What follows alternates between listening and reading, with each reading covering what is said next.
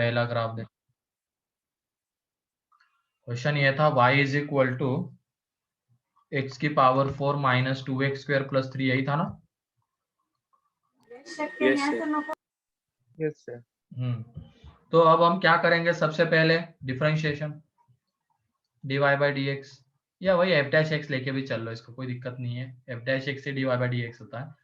तो ये 4x cube minus 4x आ जाएगा, ठीक है। अब इसको जब हम फैक्टराइज करेंगे तो 4x बाहर, अंदर में x स्क्वायर माइनस 1, इसके अगेन फैक्टर्स आ जाएंगे x minus 1, x plus 1।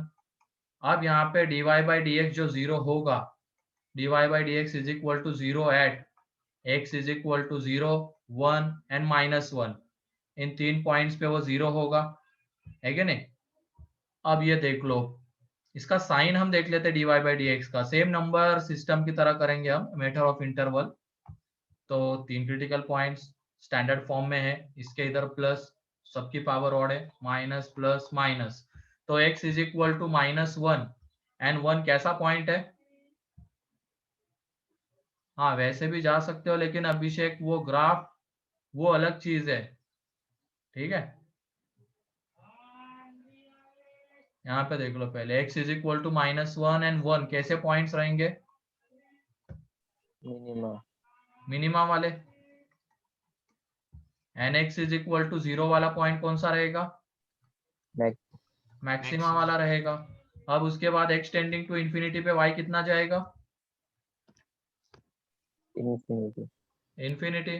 x tending to minus infinity पे y जाएगा माइनस इंफिनिटी।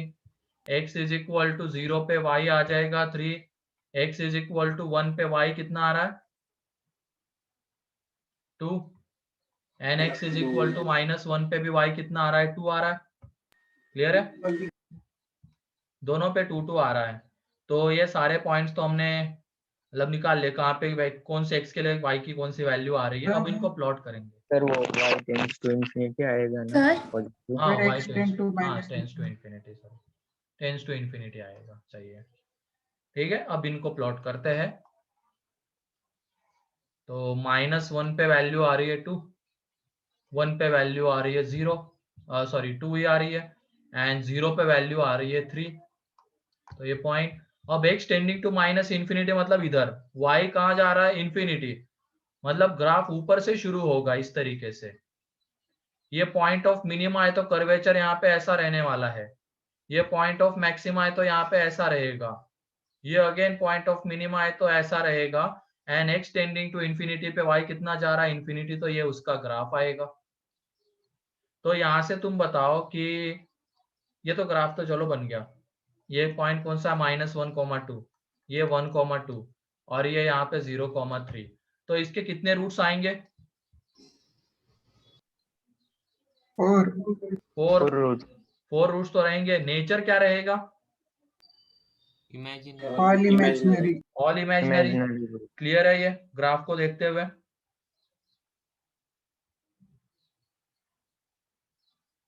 तो यही ग्राफ बना था क्या सभी लोगों का?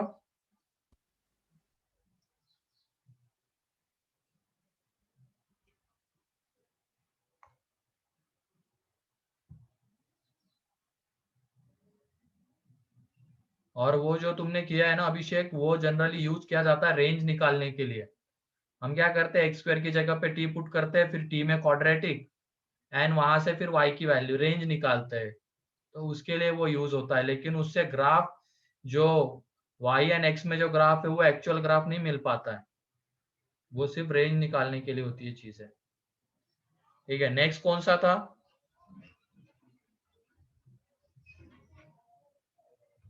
y इज इक्वल टू, यही था क्या? नो सर, फिर sir x cube plus x square plus 3x plus 1। ठीक है, क्या था? एक्स क्यूब, एक मिनट।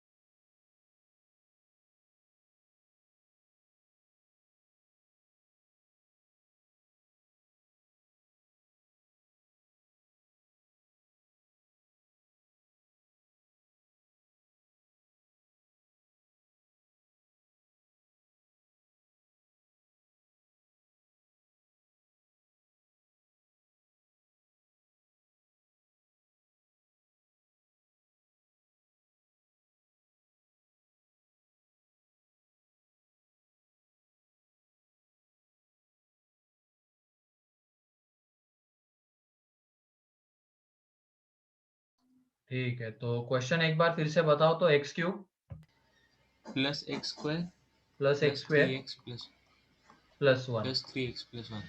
तो यहाँ पे dy by D x 3x square plus 2x plus 3 आएगा। तो ये बताओ ये हमेशा कैसा है?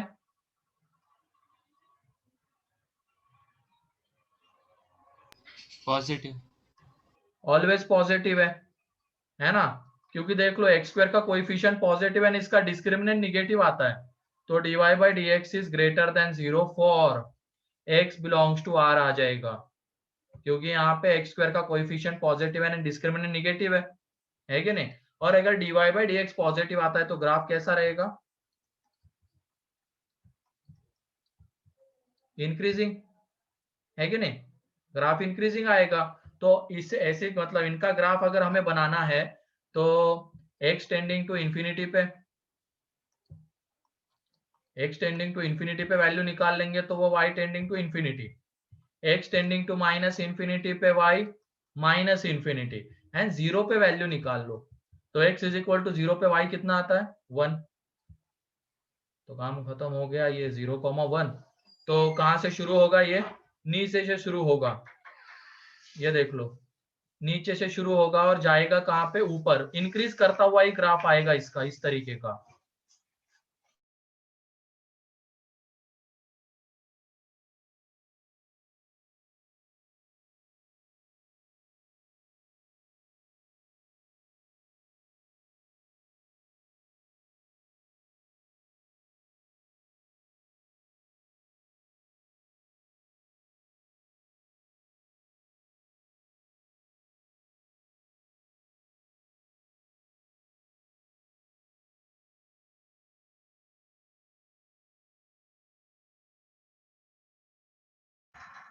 क्लियर है ये graph? Yes sir. Yes sir increase करता हुआ ग्राफ आएगा 0 को। हाँ बोलो। सर वो y इज इंक्रीजिंग कैसे आया?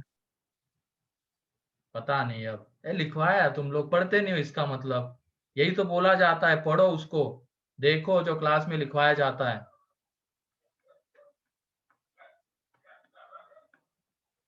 क्लियरली वो पॉइंट लिखवाया नहीं क्या मैंने?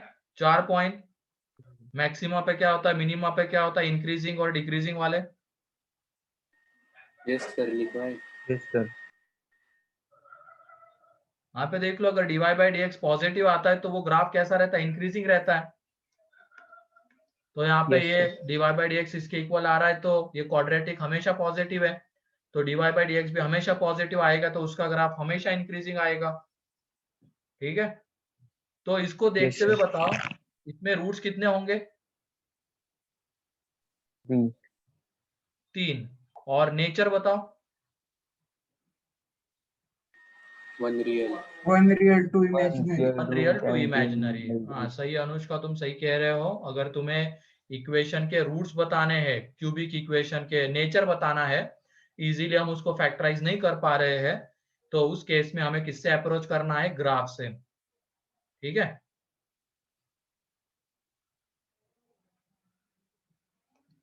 तो और नेक्स्ट बताओ कौन सा था इसके बाद वाला? -3 x raised to 4 plus 4x cube plus 3. ये था क्या? Yes, sir. अब इसमें dy बाई डी एक्स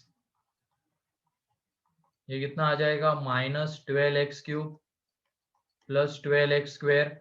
यहां से क्या कॉमन आ जाएगा?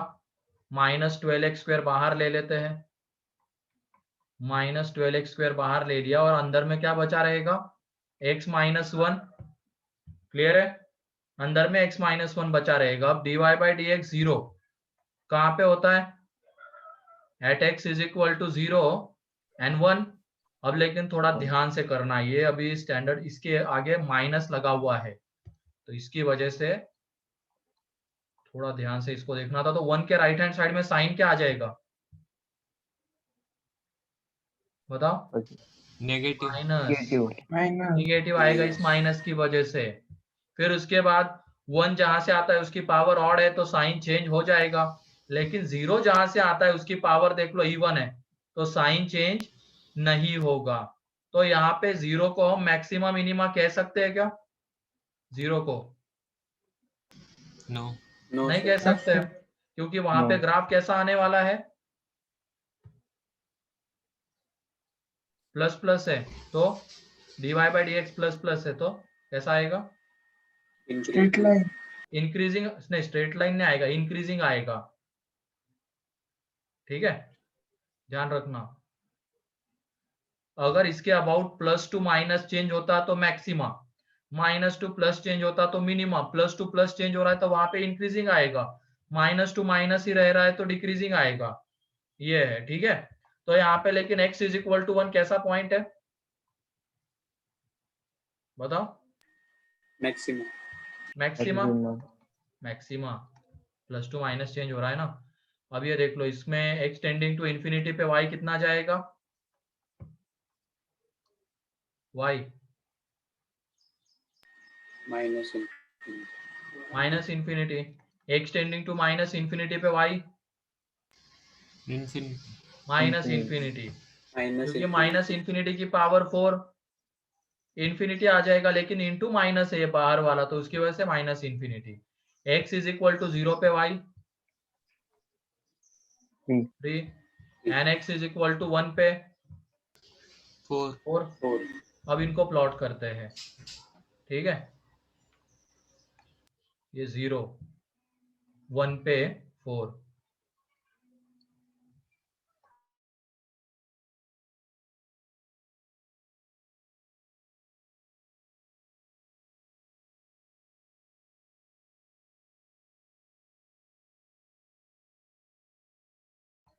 वन पे क्या आ रहा है? 4 आ रहा है, 0 पे आ रहा है 3।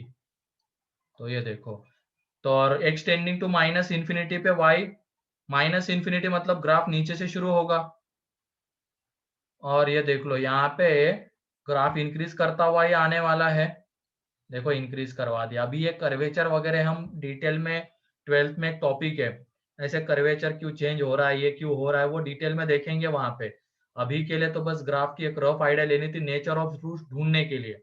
तो 0 पे तो इंक्रीजिंग आ रहा था तो वो बढ़ता ही रहेगा, फिर उसके बाद 1 पे मैक्सिमा था, तो ये रहा मैक्सिमा। अब उसके बाद ये ग्राफ आ जाएगा, क्योंकि x टेंडिंग टू इंफिनिटी पे y माइनस इंफिनिटी जा रहा है।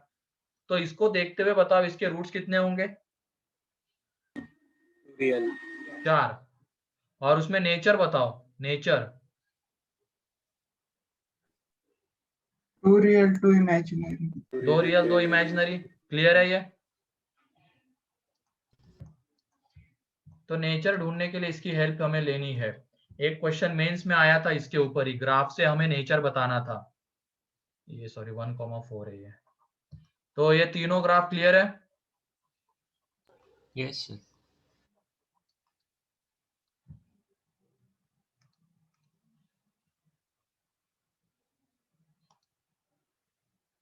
तो जल्दी से ड्रॉ कर लो इनको। कोई चीज अगर लिखनी बाकी रह गई तो बता दो, वो स्लाइड ओपन करता हूँ।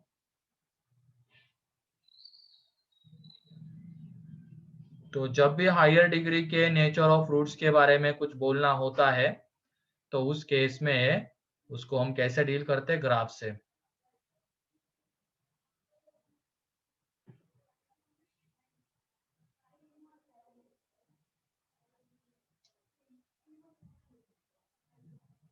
और जो रियल रूट आएगा उसमें साइन एक का पॉजिटिव एंड एक का नेगेटिव Negative. वो भी सारी चीजें हम बता सकते हैं। तो हो जाए तो बता दो, फिर आगे बढ़ते हैं। ये होमवर्क वाले क्वेश्चन थे। वैसे और कुछ दिया था क्या होमवर्क में? सर हाँ सर या तो दोनों का एक का साइन तो निगेटिव ही होगा ना, तो डाउनवर्ड है। हाँ, तो दिख रहा है ना वहां पे, देख लो x की पावर 4 का साइन क्या है। अच्छा सेक्शन बी, हाँ देख लेते हैं उसको। सर नहीं, दोनों जो रियल रूट्स है ना दोनों, उनका बता रहा हूँ। आप बोले कि एक पॉजिटिव और एक निगेटिव। तो तुम क्या कह रहे हो फिर? सर फिर वो जो रियल रूट्स हो गए वो दोनों का तो निगेटिव आएगा ना सर? अरे एक्स एक्सिस को कहाँ पे कट कर रहे हैं वो देखो ना। एक्स एक्सिस को जहां पे कट करते हैं वो वाला रूट होता है। तो ये कहां पे कट कर रहा है? ओरिजिन के लेफ्ट हैंड साइड। और ये कहां पे हो रहा है? ओरिजिन के राइट हैंड साइड। तो ओरिजिन के राइट हैंड साइड मतलब ये पॉइंट कैसा होगा? पॉजिटिव होगा। इसके लिए एक्स या निगेटिव होगा? पॉजिटिव। और इसके लिए? निगेटिव। तो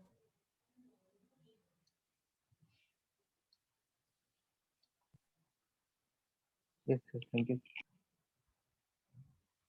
तो ये ग्राफ हो गया। उसके बाद देख लो, क्यूबिक का नेचर हम ग्राफ से देखते हैं। मान लो ये y is equal to A X cube plus B X square plus C X plus D का ग्राफ है।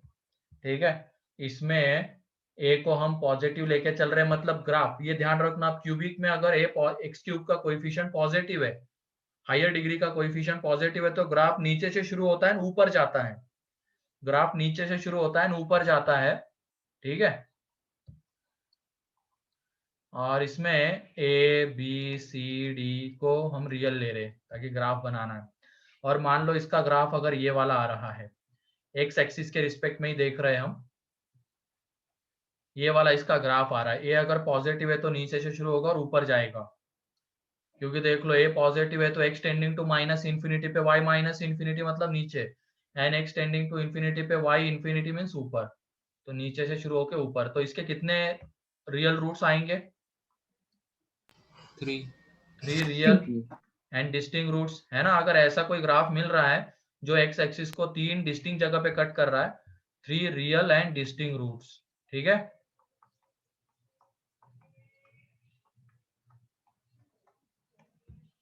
मान लो अगर ऐसा कोई ग्राफ आएगा, ये वाला, या तो ये इस तरीके का,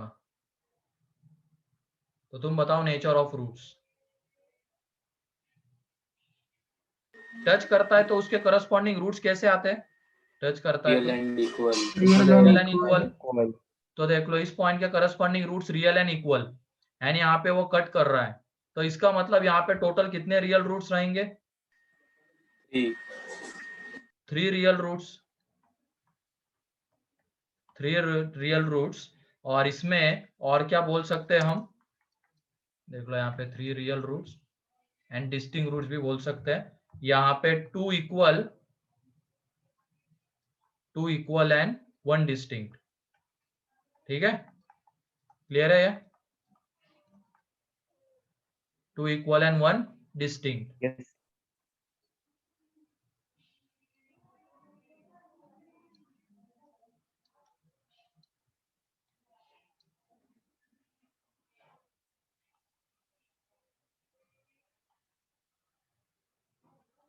फिर उसके बाद अगर मान लो यहाँ पे आ रहा है, मतलब ये एक तरीके से कॉन्केविटी के टर्म्स में बता देता हूँ इसको कैसे देखेंगे। पहले कॉन्केव डाउनवर्ड है ग्राफ, ठीक है, एंड जहां पे वो एक्स एक्सिस को कट कर रहा है उसके करस्पॉन्डिंग ये उसकी कॉन्केविटी अपवर्ड हो जा रही है। जैसे देख लो पहले कॉन्केव डाउनवर्ड था, एंड इस पॉइंट के अबाउट फिर वो आगे क्या हो गया? कॉन्केव अपवर्ड हो गया। तो अगर इस तरीके का कोई ग्राफ हमें मिल रहा है तो इसमें 3 रियल एंड इक्वल रूट्स आ जाएंगे, 3 रियल एंड इक्वल रूट्स। अब ये कैसे आइडेंटिफाई करें कि वहीं पे उसकी कॉन्केविटी चेंज होगी? तो कॉन्केविटी के लिए बस अभी एक मैं जस्ट हिंट दे देता हूं। क्या चेक करना है? डबल डेरिवेटिव का साइन।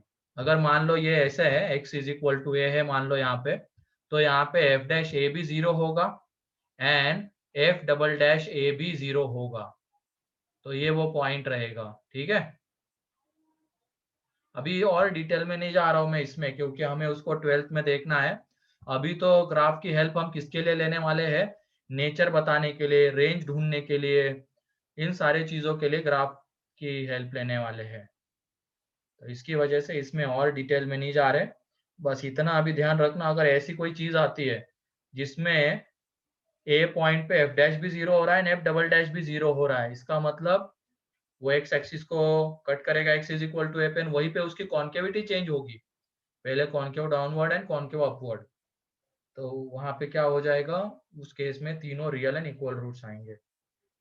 चाहो तो एग्जांपल के लिए एक्स क्यूब का ग्राफ देख लो, y is equal to x cube. मेरे ख्याल से इसका ग्राफ सभी को पता होगा कि ये ऐसे आता है एंड ऐसे जाता है। तो देख लो x cube is equal to 0 के कितने रूट्स आएंगे?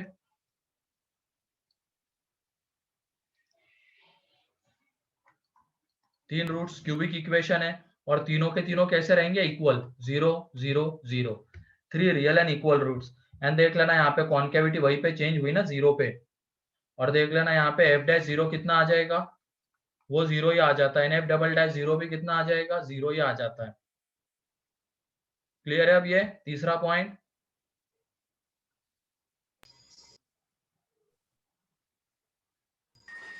Yes, sir. तो ये अभी के लिए याद रख लो, इसका विद प्रूफ हम बाद में देखेंगे एओडी में। तो ये तो हो गया 3 रियल रूट्स के लिए। रियल एंड डिस्टिंक्ट है तो 3 अलग अलग जगह पे कट करना चाहिए। रियल एंड इक्वल है तो एक जगह पे कट, एक जगह पे टच करना चाहिए। एक रियल, तीनों रियल एंड उसमें 2 इक्वल एंड 1 डिस्टिंक्ट है तो ये सेकंड वाला, एंड तीनों अगर इक्वल है तो वो थर्ड वाला आना चाहिए। ठीक है। एंड उसके बाद अगर ऐसा ग्राफ बन रहा है, ये हटा देता हूं, एग्जाम्पल के लिए चाहो तो ये लिख लो y is equal to x cube वाला। एंड तीसरा है अब ये इस तरीके का ग्राफ।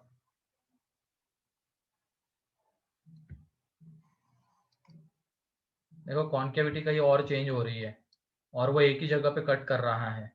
तो इस केस में 1 रियल 2 इमेजिनरी। ठीक है, इमेजिनरी रूट्स आ जाएंगे। यहाँ पे भी देख लेना एक ग्राफ हमारा ऐसा बना था। डबल डेरिवेटिव मतलब किस, क्या देखना हमें? मतलब कॉन्केविटी चेंज हो रही है तो इसका डबल डेरिवेटिव देख लो। डबल डेरिवेटिव जब निकालेंगे तो वो 6x प्लस 2 आता है।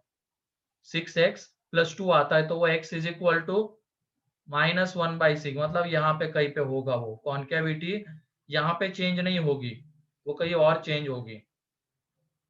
ठीक है, वो कहीं और चेंज होगी।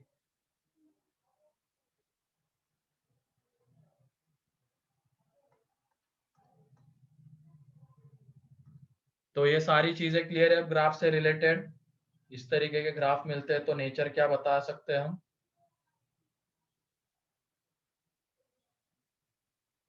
बोलो।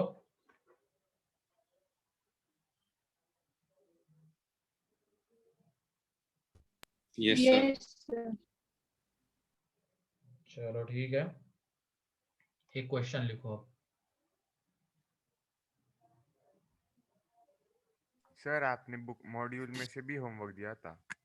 हाँ वो भी देख लेंगे अपन, आज नहीं, उसको नेक्स्ट लेक्चर में, क्योंकि अभी उन बच्चों को बोला हुआ है कि आज वो शुरू होगा तो कर देते, क्योंकि टाइम अभी कितना है, 40 मिनट, थोड़ा बहुत तो हो जाना चाहिए ना एक्सपोनेंशियल। ठीक है,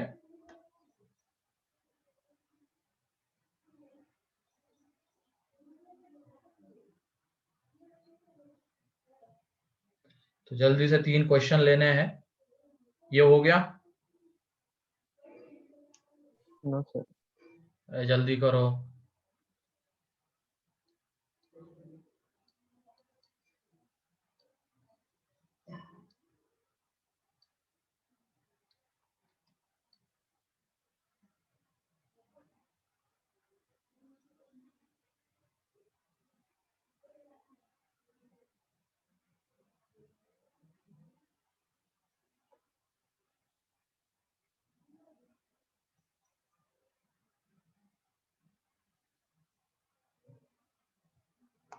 अरे हो गया?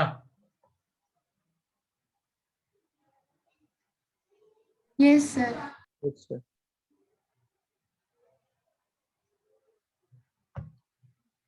देख लेना जिसका बाकी है, रिकॉर्डेड में थोड़ा देख लेना आज के दिन। ठीक है, तो क्वेश्चन ये है अगला,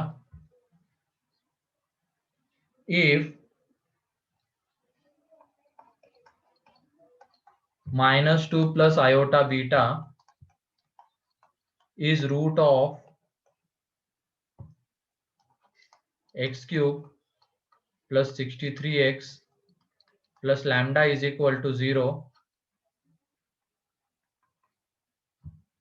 and where beta belongs to real except 0 and lambda belongs to R, then find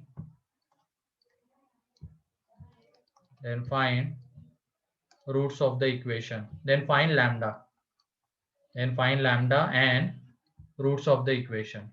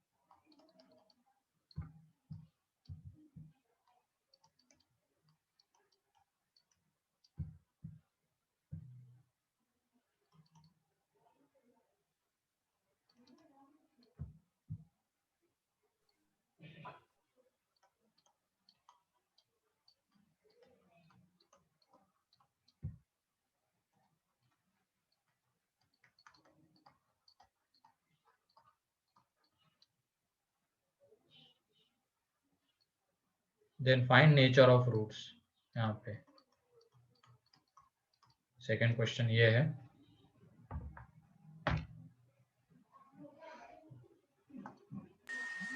sir वो पाई जैसी वैल्यू क्या डिनोट करती है? पाई मतलब मल्टीप्लिकेशन होता है, बताऊंगा वो सारे मीनिंग. ये समेशन मतलब ऐड करते हैं हम, आई की जगह पे 1 2 3 पुट करके उनको ऐड करना है. यहाँ पे आई की जगह पे 1 2 3 पुट करके उनको मल्टीप्लाई करना होता है पाई मतलब. ठीक है.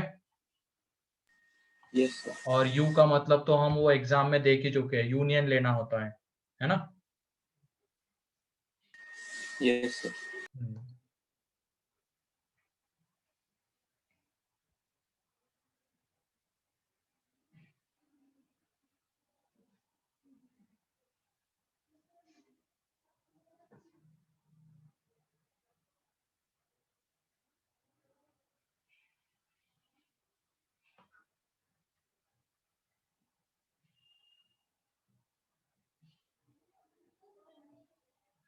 तो पहले वाले में लैम्डा क्या आएगा?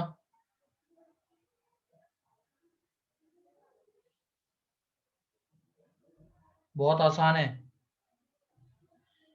बीटा अगर नॉन जीरो है तो इसका मतलब ये रूट कैसा है? हाँ सही है अभिषेक. बीटा अगर नॉन जीरो है तो वो रूट, ये वाला रूट कैसा होगा? इमेजिनरी होगा, है कि नहीं? Yes yes sir. Sir. And यहाँ पे देख लेना लैम्डा रियल है, इसका मतलब इसके सारे कोएफिशिएंट सब रियल है.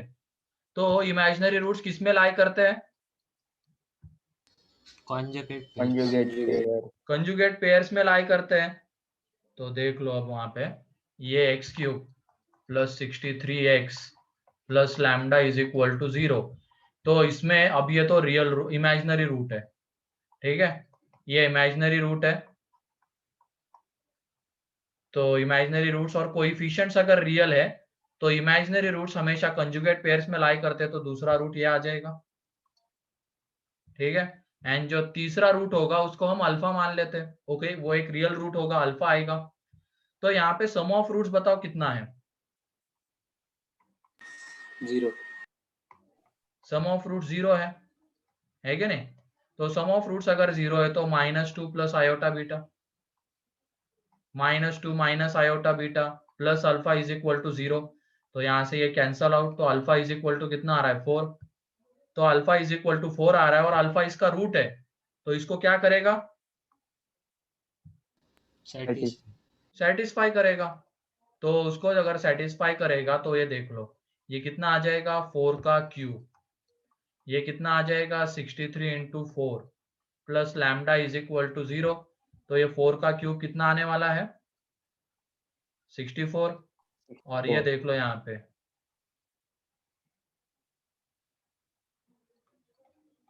Plus lambda is equal to, तो यहाँ से जब हम लैम्डा निकालेंगे तो -316. क्लियर है? बोलो. Yes yes sir. yes sir. तो जो भी डाटा गिवन है उसको अच्छे से ऑब्जर्व करो, वहां पे कोएफिशिएंट्स रियल, यहाँ पे अगर बीटा 0 गिवन रहता हमें तो फिर उसको हम इमेजिनरी नहीं बोलते, वो रियल रूट हो जाता। लेकिन क्वेश्चन में जब दिया है डाटा, देखा हमने तो बीटा नॉन जीरो है, beta belongs to R except zero, इसका मतलब ये इमेजिनरी रूट है, और इमेजिनरी रूट्स हमेशा कंजुगेट पेयर्स में लाई करते हैं, तो दूसरा रूट अपने आप क्या हो जाएगा, 2 माइनस आयोटा बीटा, एंड फिर आगे सॉल्व हो जाएगा। ठीक है, ये वाला।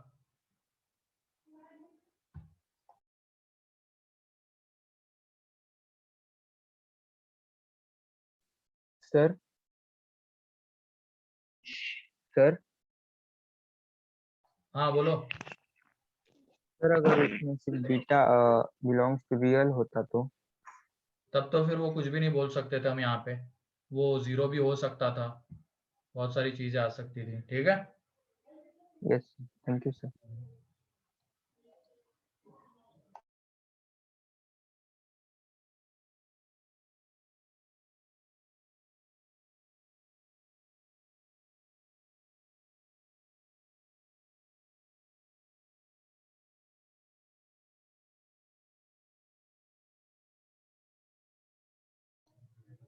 और रूट्स भी निकालने हैं, तो एक तो रूट हमें मिल गया, अब उसके बाद बी लैम्डा हमें मिल गया, तो वहां से बीटा भी निकाल ही सकते हैं। देख लो कैसे मिलेगा, वो प्रोडक्ट ऑफ रूट से, प्रोडक्ट ऑफ रूट्स कितना आ रहा है, 4 प्लस बीटा स्क्वायर इंटू 4। नहीं नहीं, यहाँ पे इसमें प्रोडक्ट ऑफ रूट्स आ रहा है माइनस लैम्डा, एंड वो यहाँ पे कितना आ जाएगा, 4 इंटू -2, नेक्स्ट पेज पे लिखता हूं, यहाँ पे वो आ जाएगा 4 into -2 plus iota beta, -2 minus iota beta is equal to 316 आ जाएगा। तो ये देख लो, ये 4 प्लस बीटा स्क्वायर बन जाएगा, मल्टीप्लाई कर लो मिल जाएगा, ये इज इक्वल टू 4 से जब इसको डिवाइड करेंगे तो ये कितना आ जाएगा,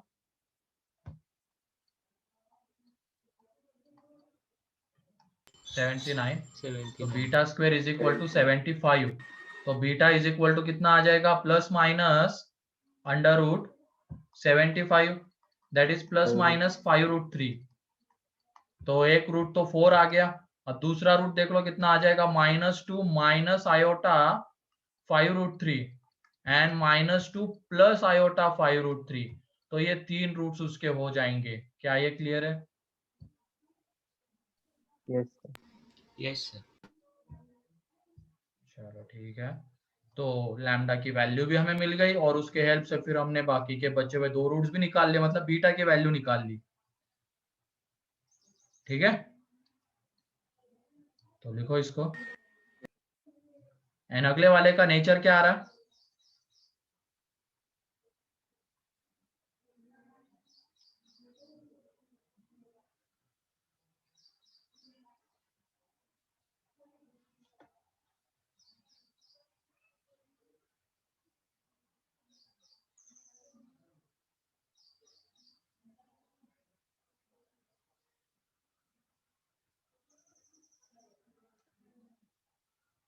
ये वाला लिख लिया।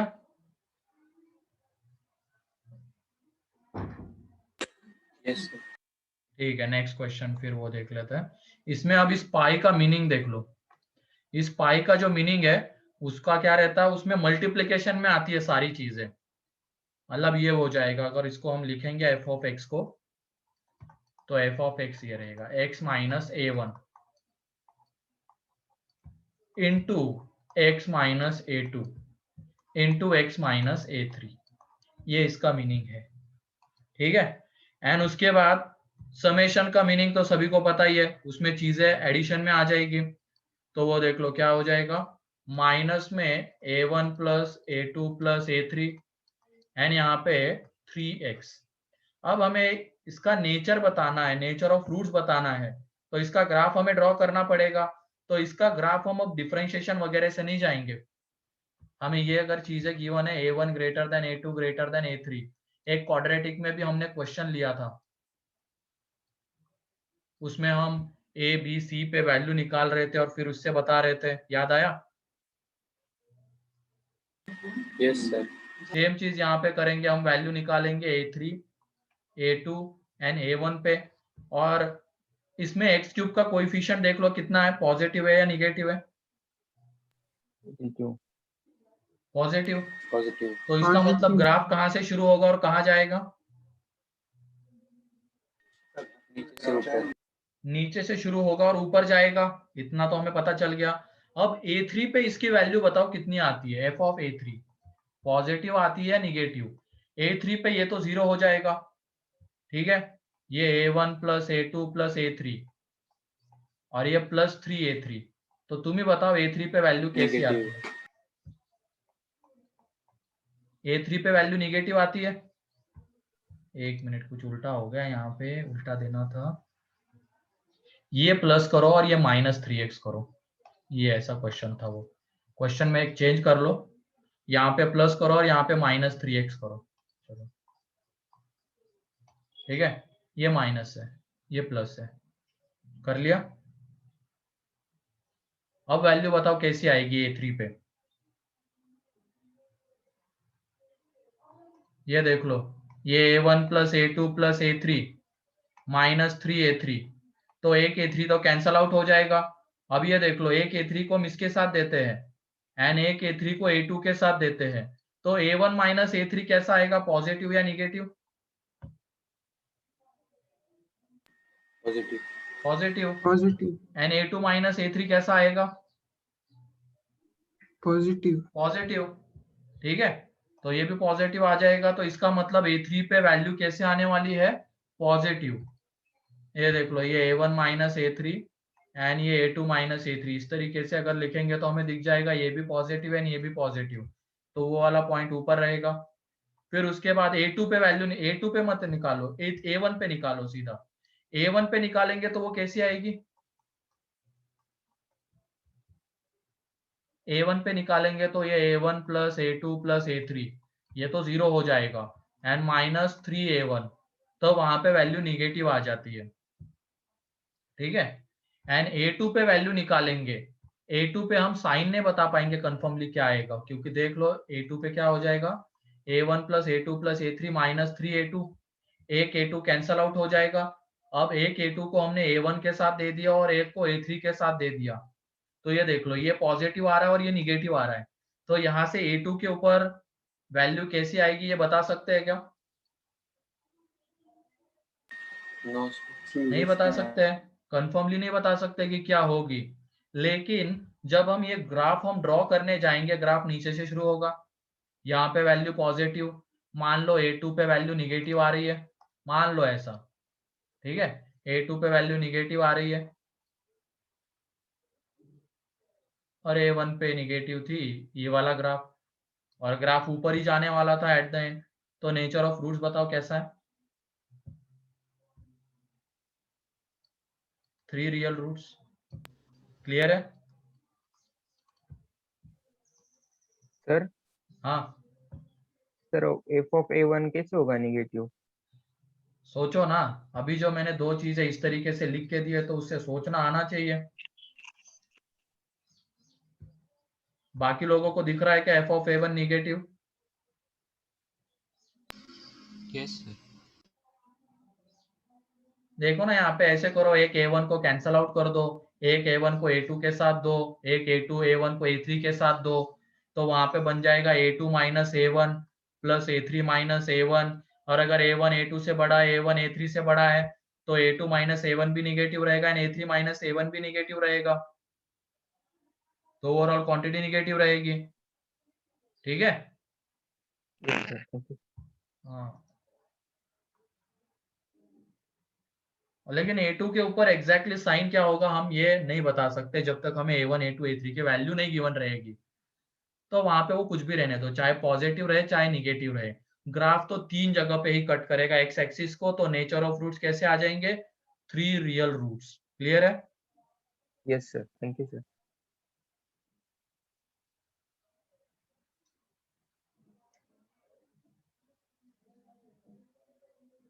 चलो ठीक है, फिर ये हो गया। एक क्वेश्चन था वो डिस्कशन में भी आ जाएगा, मॉड्यूल में है वो, तो उस वक्त उसको देख लेंगे हम, ठीक है। Yes sir. चलो अब ये हो गया हमारा क्वाड्रेटिक पूरी तरीके से खत्म। ये ग्राफ का थोड़ा सा पार्ट बचा हुआ था एंड फिर ये नेचर ऑफ फ्रूट्स वगैरह। ठीक है, तो अब नेक्स्ट हेडिंग FOM1 के ऊपर अब आ जाते हैं। FOM1 में हमने इंटरवल्स देख लिए हैं, हमने आइडेंटिटीज देख ली है। अब आगे देखना है हमें एक्सपोनेंशियल फंक्शन। तो 1 मिनट मुझे ग्रुप पे रिमाइंडर डालने दो। ठीक है,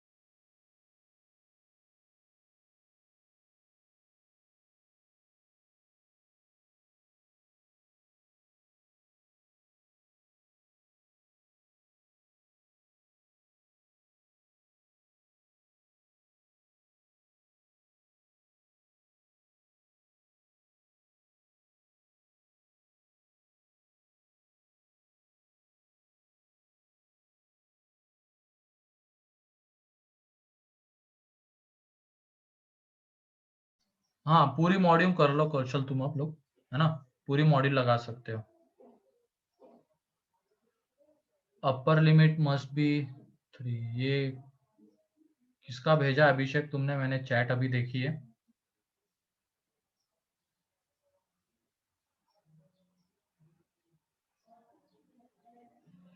एक मिनट, अपना 25 को लेक्चर हुआ था क्या? मुझे याद नहीं आ रहा है। यही सर हुआ था। हुआ था क्या रिकॉर्ड? हाँ 25 का रिकॉर्ड नहीं हुआ था आशीष। उस टाइम पे मैंने टैब के ऊपर लिया था, याद आया। तो वो लेक्चर रिकॉर्ड नहीं हो पाया था, इसी वजह से। वो टैब पे ले रहा था तो टैब पे रिकॉर्डिंग नहीं होती है।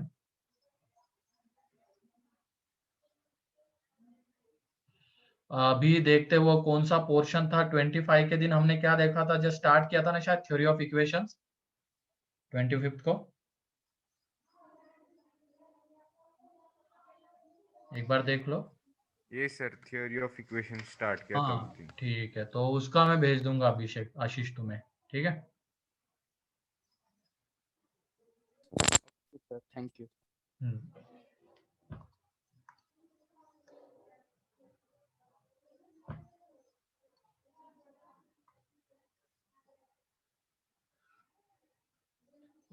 तुम लोगों को ओजस देख लो।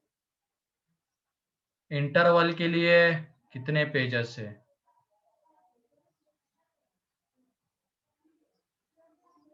इंटरवल के लिए शायद हमने 5 6 7 10 पेजेस छोड़ दो। 10 पेजेस, ठीक है। आगे पीछे को एक मानते हुए ऐसे 10 पेजेस छोड़ दो।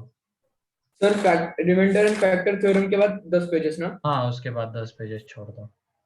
हाँ सही है अनुष्का। इंटरवल मतलब सेट्स एंड इंटरवल स्टार्टिंग से।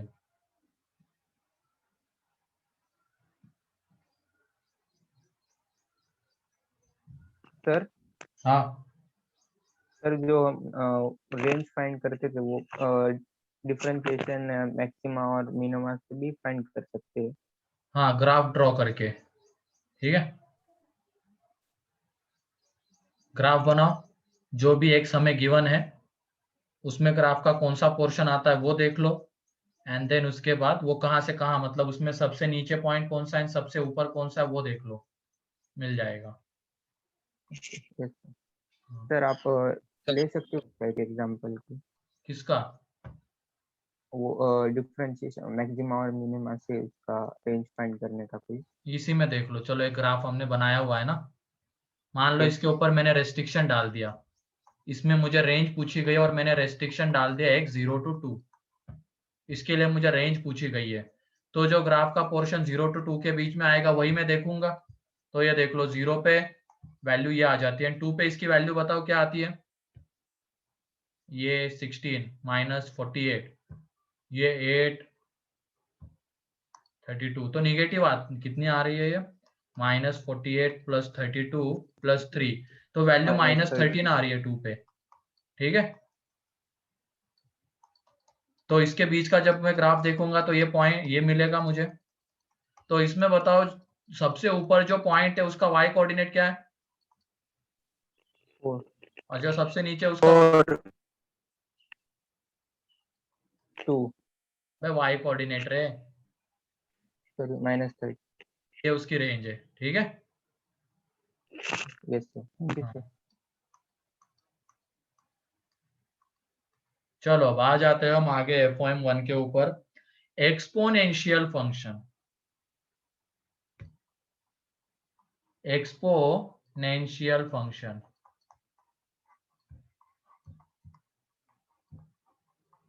सर हाँ सर वो न्यू जे बैच में अभी फैक्टर थ्योरम चल रहा था, तो वो अभी वो चैप्टर खत्म होने के लिए कितने पेजेस छोड़ दे?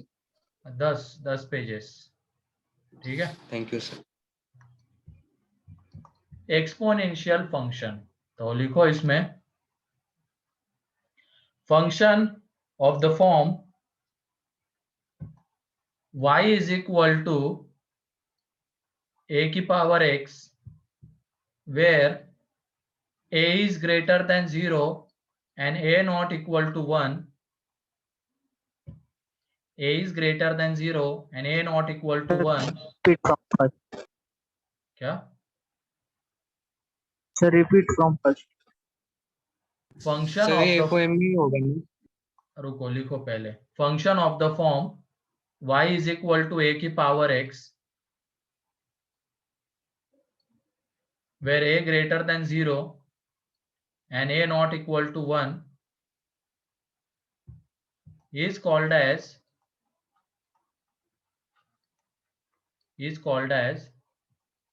exponential function,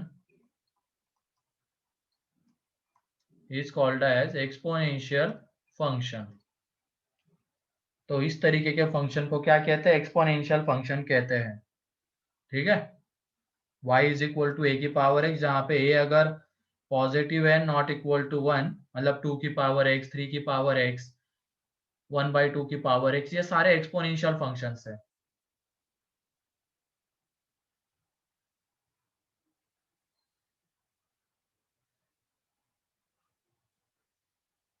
सर ये FOM में कंटिन्यू होगा ना? हाँ उसी में कंटिन्यू होगा बेटा।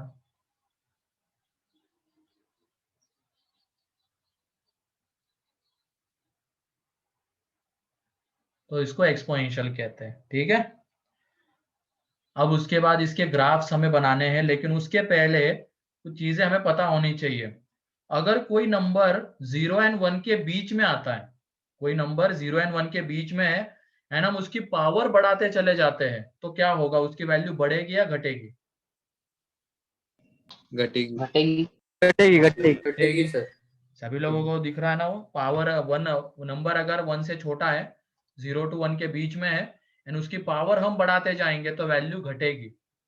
एंड अगर नंबर 1 से बड़ा है एंड उसकी पावर हम बढ़ाएंगे तो वैल्यू क्या होगी? बढ़ेगी। बढ़ेगी बढ़ेगी। बढ़ेगी, है कि नहीं? वो वैल्यू कभी निगेटिव हो पाएगी कि अगर मान लो यहाँ पे ये a 0 से बड़ा है, नॉट इक्वल टू 1 है, तो इसकी पावर हम कुछ भी रखेंगे, तो क्या ये a की पावर x कभी निगेटिव हो पाएगा क्या? No sir. No sir. नहीं हो पाएगा, क्योंकि a अगर 0 से बड़ा है, उसकी पावर तुम कुछ भी ले लो, वो 1 से बड़ा मतलब 0 से छोटा नहीं होगा, निगेटिव कभी नहीं होगा। क्लियर है? तो ये a 1 से बड़ा, ये 1 से छोटा, इसके अकॉर्डिंग दो ग्राफ बनते हैं। ध्यान रखना, और ये दोनों ग्राफ हमें याद होने चाहिए।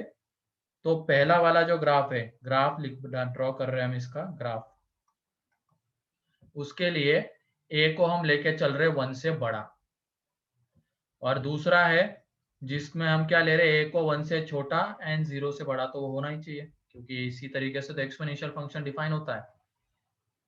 और जो बेसिक क्राइटेरिया होता है ग्राफ बनाने का, वो क्या होता है कि हम पहले क्या करते हैं, बहुत सारे x के लिए y की वैल्यू निकाल लेते हैं, फिर उनको हम कोऑर्डिनेट सिस्टम में प्लॉट करते हैं, उनको ज्वाइन करते हैं, है कि नहीं? इसी तरीके से तो ग्राफ बनते हैं। तो वही हम यहाँ पे करने वाले हैं। अगर मैंने x को 0 ले लिया तो a की पावर 0 कितना आएगा? 1 1 आ जाएगा। फिर मैंने x को 1 लिया तो ये कितना आ जाएगा? a। तो वो पॉइंट ऊपर होगा या नीचे होगा इसके? इस पॉइंट के ऊपर या नीचे? ऊपर। ऊपर। ऊपर। यहाँ पे होगा। a को मैंने 2 ले लिया तो वो पॉइंट यहाँ पे होगा, है कि नहीं? क्योंकि वो a² बनेगा, बड़ा हो जाएगा, क्योंकि नंबर 1 से बड़ा है, उसकी पावर हम बढ़ाएंगे तो वैल्यू बढ़ेगी, तो वो ऊपर ऊपर चलता चला जाएगा। अगर मैंने नंबर 0 से छोटा लिया -1 तो वहां पे वैल्यू कितने आने वाली? 1/a। तो वो वाला पॉइंट इस पॉइंट के ऊपर है क्या नीचे? डाउन साइड नीचे। नीचे। नीचे। -2 पे और थोड़ा सा नीचे आ जाएगा। और नीचे। और ऐसे ही अगर मान लो मैं -∞ जाता हूं तो वो कितना चला जाएगा? 10 टेंडिंग टू 0, है कि नहीं? और इनको जब मैं ज्वाइन करूंगा तो ये वाला ग्राफ मिलता है। तो ध्यान रखना, अब ये एक्सपोनेंशियल का ग्राफ है जिसमें उसका बेस, इसको बेस भी कह सकते हैं, उसका बेस 1 से बड़ा है। क्लियर है?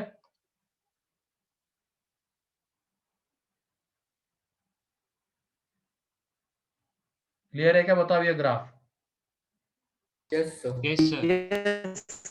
yes. और हमने स्टार्टिंग में देख लिया था कि इसकी वैल्यू निगेटिव नहीं हो सकती, तो देख लो ग्राफ एक्स एक्सिस के नीचे आ रहा है क्या? No sir. नहीं आ रहा नो है। सर। ग्राफ हमेशा एक्स एक्सिस के ऊपर ही रहेगा, क्योंकि इसकी वैल्यू कैसे आने वाली है? हमेशा पॉजिटिव आने वाली है। क्या कह रहे हो अभिषेक तुम? फर्स्ट डेरिवेटिव इज, हाँ ऐसे भी कह सकते हो तुम डिफरेंशिएशन से। अब उसके बाद जब a लेस देन 1 है, ग्रेटर देन 0, तो जब हम पावर बढ़ाते जाएंगे तो क्या होगा? वैल्यू घटते जाएगी। वैल्यू घटती चली जाएगी। yes, sir. तो ये देख लो 0 पे वैल्यू 1 आ रही है। अब 1 पे जो वैल्यू आएगी वो वाला पॉइंट इसके ऊपर रहेगा या नीचे? नीचे। नीचे। side. फिर 2 पे और नीचे। और इस तरीके से। एंड -1 पे जो पॉइंट आएगा वो कहाँ रहेगा? ऊपर। ऊपर। ऊपर। -2 पे और थोड़ा और ऊपर। ऊपर। मतलब इसका जो ग्राफ आएगा ये उस ग्राफ है जिसमें बेस क्या है? 1 से छोटा है। तो ध्यान रखना, ये एक्सपोनेंशियल के दो ग्राफ आते हैं according to the value of base. अगर वो 1 से बड़ा है तो ग्राफ का नेचर देख लो, लेफ्ट टू राइट देखेंगे तो ग्राफ बढ़ता हुआ दिख रहा है, इसका मतलब ग्राफ का नेचर आता है इंक्रीजिंग। ये इंक्रीजिंग ग्राफ है। लेफ्ट टू राइट देखने पे अगर x बढ़ने पे y बढ़ रहा है तो वो इंक्रीजिंग नेचर आता है। और ये दूसरे वाले का बताओ फिर नेचर कैसा है? Decreasing from left to decreasing, right. क्योंकि x जब हम बढ़ा रहे हैं, देख लो इधर से इधर लेफ्ट टू राइट x बढ़ता है ना, तो y घट रहा है। तो ये डिक्रीजिंग नेचर है और ये इंक्रीजिंग नेचर है। मतलब अगर बेस 1 से बड़ा है तो इंक्रीजिंग नेचर का ग्राफ आएगा। इसके नीचे लिख भी लो इंक्रीजिंग। और ये वाला कैसा आ जाएगा? डिक्रीजिंग। क्लियर है? सर दोनों ग्राफ एक्स एक्सिस के नीचे नहीं जाएंगे ना? हाँ दोनों नहीं जाएंगे, दोनों ऊपर, ये देख लो। ठीक है, तो ये दोनों ग्राफ क्लियर है? Yes sir. किसी को कोई डाउट इसमें?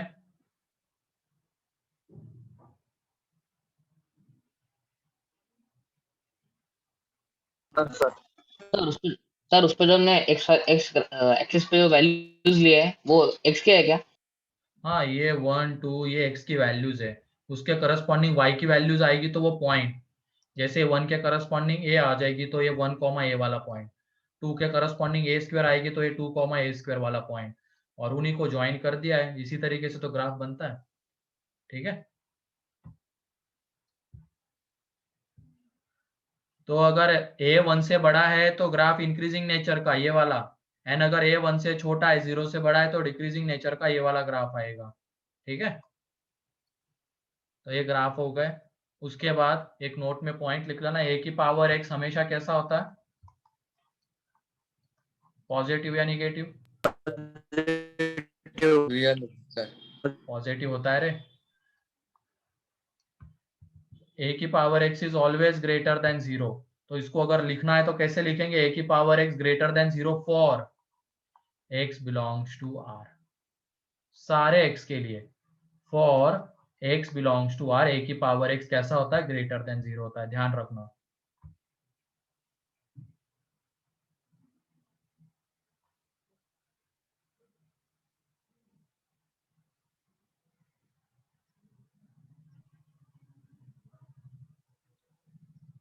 तो ये एक्सपोनेंशियल के ग्राफ एंड और वो उसके उल्टा ए क्या है? हाँ, वो उल्टा ए लिखा है वो क्या है? उसको फॉर कहते हैं हम। सारे x के लिए अगर हमें मैथमेटिकली रिप्रेजेंट करना है तो for x belongs to r, सारे x के लिए, ठीक है, उसको फॉर प्रोनाउंस करते हैं हम, सारे x के लिए।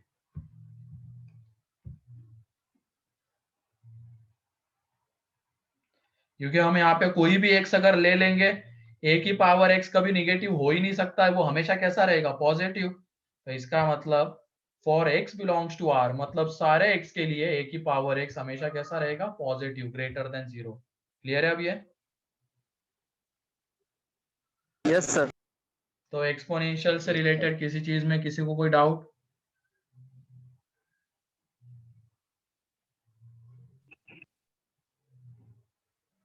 उसका ग्राफ, नेचर, उसकी डेफिनेशन, उसकी वैल्यू, क्लियर है ये सारे पॉइंट्स? Sir yes sir. हाँ, तो सर हम प्रैक्टिकली मतलब कि हम जितना मैग्नीफाई होके देख सके, तो ये जब हम लाइन बनाएंगे तो जितना भी हो सके एक्स एक्स एक्सिस को ये ज्वाइन नहीं होगी ना? नहीं होगी, ये कभी एक्स एक्सिस को टच नहीं करेगा इधर। एक्स जब माइनस इंफिनिटी जा रहा होगा ये टेंडिंग टू टच रहेगा, टच नहीं करेगा। इंफिनिटी पे क्या होता है, किसने देखा है? तो यहाँ पे ये टच करता हुआ तो हम नहीं बोल सकते, टच करेगा ये नहीं बोल सकते, टच करता हुआ दिखेगा ये बोल सकते हैं, ठीक है। दोनों में डिफरेंस है, टच करेगा और दिखेगा टच करता हुआ, ओके ठीक सर। है। सेम यहाँ पे भी एक्स टेंडिंग टू इंफिनिटी पे, ये टेंडिंग टू क्या करेगा, एक्स एक्सिस को टच करता हुआ दिखेगा, टच नहीं करेगा, सेम, ठीक है।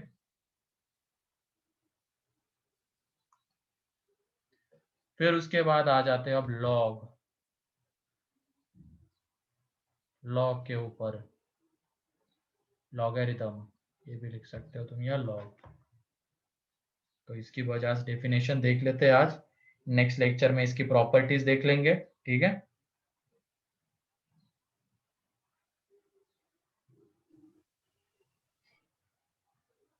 सर एक्सपोनेंशियल फंक्शन से कितना साइड में? हाँ, उसकी हेल्प लॉग में है, और लॉग होने के बाद फिर दोनों के एक साथ क्वेश्चंस हम देखने वाले हैं, ठीक है। क्वेश्चंस अभी बाकी है उसके, लेकिन एक्सपोनेंशियल के क्वेश्चन सॉल्व करने के लिए लॉग की प्रॉपर्टीज की हेल्प लेनी पड़ती है। दोनों एक दूसरे से रिलेटेड है, एक्सपोनेंशियल एंड लॉग। सर और आप लॉग एकदम बेसिक से लोगे क्या? क्योंकि हाँ, मतलब मैं बेसिक जब से ही 10th में होगा, था तब बेसिक से ही होगा, इनको भी नहीं पढ़ाया हुआ है मैंने, ठीक है। हाँ बोलो ओके ओजस। सर। सर आज के टेस्ट में सर ये रहेगा क्या, आज के नहीं, 6 जून के टेस्ट में लॉग रहेगा? हाँ, इंटरवल तक बोला गया तो मेरे ख्याल से नहीं रहेगा, नहीं रहेगा, क्योंकि इंटरवल इसके पहले ही आता है, मॉड्यूल जब तुम देखोगे इंटरवल एक्सपोनेंशियल के पहले ही है। Okay sir. तो लिखो, logarithm of number n, logarithm of number n to the base a is exponent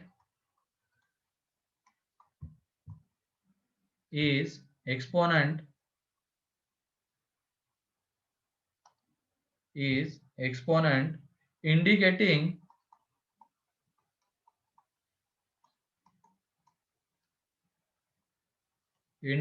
the power to which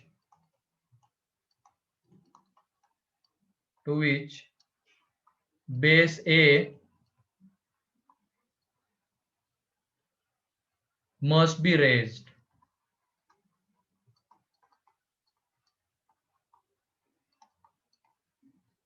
Base A must be raised to obtain the number n.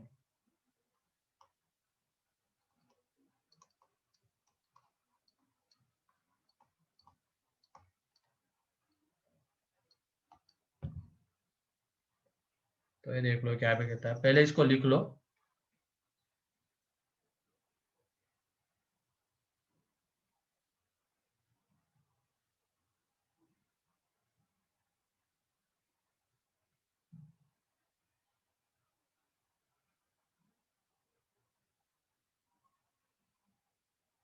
लिख लिया? Yes sir. तो देख लेना अब ये क्या है, logarithm of number n to the base a, उसको ऐसे लिखते हैं, logarithm of number n to the base a। ठीक है, ये किसके इक्वल है, इज एक्सपोनेंट, या तो इज इक्वल टू लिख लेना, is equal to exponent,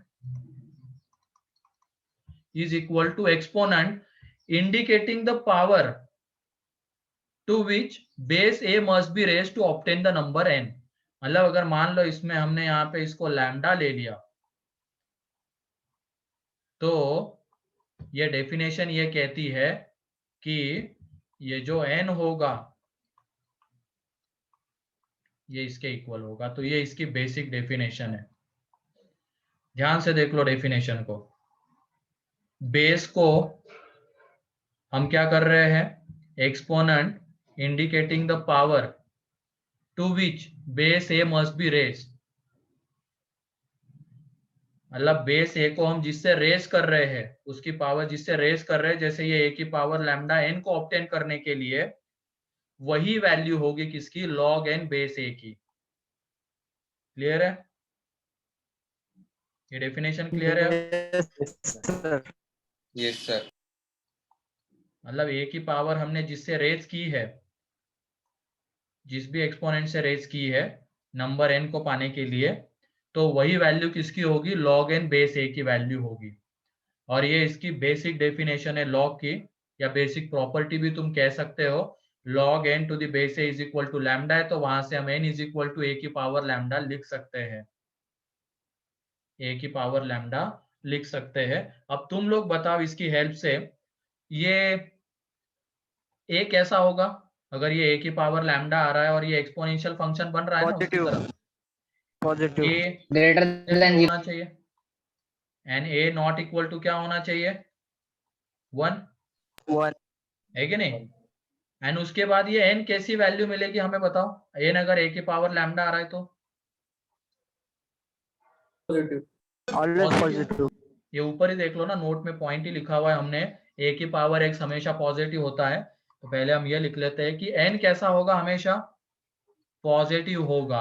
and ये जो a आएगा वो कैसा होना चाहिए, greater than 0 and not equal to 1। तो इसी से अगर मान लो इस लॉग को हमें डिफाइन करना है, log n to the base a को डिफाइन करना है, तो ये n उसके लिए कैसा होना चाहिए, पॉजिटिव। एंड ये उसका बेस ये कैसा होना चाहिए, positive not equal to 1। Clear है? और वो आता कहां से, ये वाली कंडीशंस इसके थ्रू हम बोल सकते, लिख सकते हैं। इसी के लिए एक्सपोनेंशियल पहले देखना जरूरी था, ताकि लॉग कब डिफाइन होता है, मतलब ये लॉग अगर डिफाइन करवाना है तो उसके लिए ये लॉग के अंदर की जो क्वांटिटी है n, वो कैसी होनी चाहिए, तो वो पॉजिटिव होनी चाहिए। लॉग का जो बेस है वो कैसा होना चाहिए, तो वो पॉजिटिव होना चाहिए, नॉट इक्वल टू 1 होना चाहिए। क्लियर है?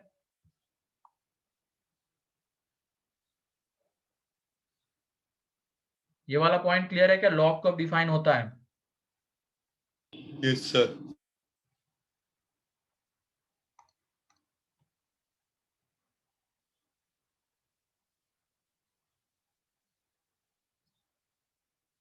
तो लास्ट टाइम सेम सिलेबस था लेकिन लॉग आया था उसमें। अच्छा देखते हैं अभी, पता नहीं, इस बार इंटरवल बोला गया तो इंटरवल तक ही आना चाहिए।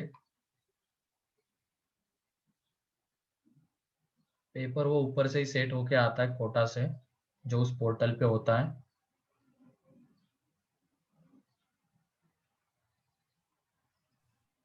सर हाँ सर अगर एन निगेटिव होगा तो फिर निगेटिव हो ही नहीं सकता है, तो लॉग डिफाइन नहीं होगा। क्यों डिफाइन नहीं होगा? लॉग की बेसिक प्रॉपर्टी ये है, ए की पावर लैम्डा हमेशा पॉजिटिव होता है, तो एन अगर निगेटिव होगा तो क्या ये कभी इक्वल हो पाएंगे क्या? No sir. नहीं। तो बस याद रखना, जब भी हमें लॉग डिफाइन करना है तो लॉग के अंदर की क्वांटिटी होनी चाहिए पॉजिटिव, उसका बेस होना चाहिए positive and not equal to 1। Yes sir, thank you sir. और ये लॉग की बेसिक प्रॉपर्टी है, log n to the base a is equal to, इसको ऐसे रीड करेंगे, log n to the base a is equal to lambda है, तो n is equal to आ जाएगा a की पावर लैम्डा। और इसी की हेल्प से हम लॉग को डिफाइन करने वाली कंडीशंस लिख पा रहे हैं, जिसके लिए हमने पहले एक्सपोनेंशियल देख लिया था, उसी वजह से। क्लियर है अब ये? तो बाकी यस की सर। चीजें हम देखेंगे नेक्स्ट लेक्चर में। आज के लिए इतना ही है। नेक्स्ट लेक्चर में इसके प्रॉपर्टीज और उसके क्वेश्चंस देख लेंगे, उसके ग्राफ देख लेंगे, ठीक है? चलो फिर ठीक है, आज के लिए इतना ही है। Bye sir, take care sir. Bye bye. Bye sir, thank you sir.